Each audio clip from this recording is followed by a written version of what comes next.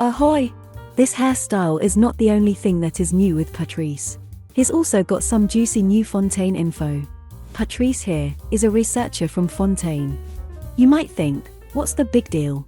I've seen plenty of researchers in Teyvat before. But this time, it's different. You see, he's a researcher from Fontaine. That nation does not have any famous research institute, like how Sumeru has the academia. He also insists that research is something sacred, the highest calling. Even the people of Sumeru don't consider research as important, and they even got the academia. Patrice is an independent researcher, so he's not part of any academy. Because of this, he has to rely on research funds, or as we call it in real life, grants. In Sumeru, based on Hosseini's events so far, it seems like grants are handled by the academia. So it is basically government money that researchers in Sumeru depend on to complete their research. In case of Sumeru, if one's research does not produce adequate results, they'd move on. The money that was wasted in the research is just ignored. Maybe the academia does not consider it as a waste, but rather, every small research is considered valuable, regardless of the outcome. But in Fontaine, that is not the case. If your research doesn't produce results, you're f***ed. Patrice says, if he fails, he will be judged in the court of Fontaine for his crimes of wasting research funds. In Fontaine, if one spends funds on research and doesn't produce results, they are treated the same as a criminal who stole that money. In real life, if someone misuses grants, it is called as grant fraud. It includes false claim, false statements and embezzlement. The punishment for these crimes are usually imprisonment up to 8 years in real life. And guess what? Patrice did actually try to make a false statement. Research halted temporarily due to accidental injury. You sassy barker. But he seems to have done this because the funds were not enough, or he was running out of time. Patrice was in Liyue because it was cheaper here to conduct his research than other places. He was basically here to save money. So why didn't he just report back to Fontaine, ask for more funds, or tell them he needed more time? I think this is where Fontaine's problem is. The government of Fontaine may not be as considerate. Instead of helping him, they would instead judge him in the court for returning empty-handed without results. It seems like the court does not consider the possibility of failed research.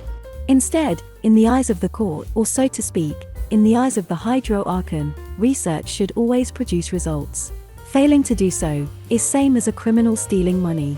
Basically, the Hydro Archon seems to judge based on rigid rules. If someone is a researcher, they will always produce results. If they don't, they are labeled as a criminal. These so-called results also seem like things which can be marketable and made into products. It should boost the economy and make people spend money. Patrice even talks about how he will use his remaining funds to publish articles about his research. And not just any normal articles, he talks of publishing the ones with catchy titles, or in terms of the internet, clickbait articles. Wow, Horrorverse made players complain. Excuse me.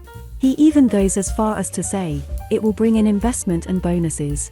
The way he says it, it seems like he's talking about royalties from his patented technology of Vibro-Crystal. So there also seems like a fame factor for Patrice, along with the research. He mentions before that if his research fails, his name will be sullied, and he might even die as a punishment for wasting funds. He says such a judgment is due to something called additional factors. When he accepted the grants, he also accepted the terms and conditions of these additional factors.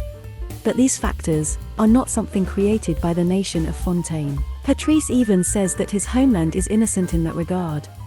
So the only conclusion we can make is that these additional factors are something created by the Hydro Archon or someone else.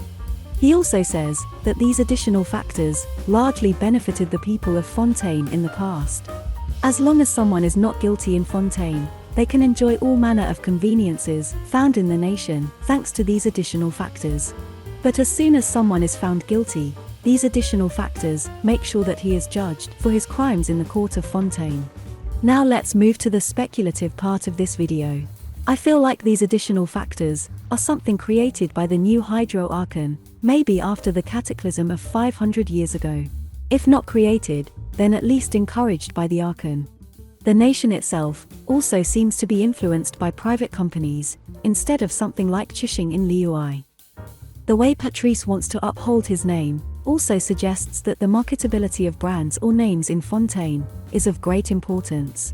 Maybe that is why Xavier is known as a great inventor.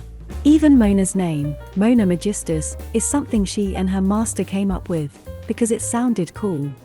Based on Mona's story, and the fact that she works as a columnist for the famous newspaper, Steenbird of Fontaine, it is implied that she's originally from Fontaine. Her original outfit also shares many similarities with steampunk aesthetic. As the newspaper is also called a Steenbird, we can expect Fontaine to have a steampunk theme. The court of Hydro-Archon seems to be the law in Fontaine. It might result in a clear divide between the non-guilty population and the guilty population of the nation. Since the guilty people can have charges against them, they might be the less privileged population in the nation, while the non-guilty ones will be living a privileged life. Now that I think about it, the name of Fontaine's chapter, Masquerade of the Guilty, starts to make a lot of sense.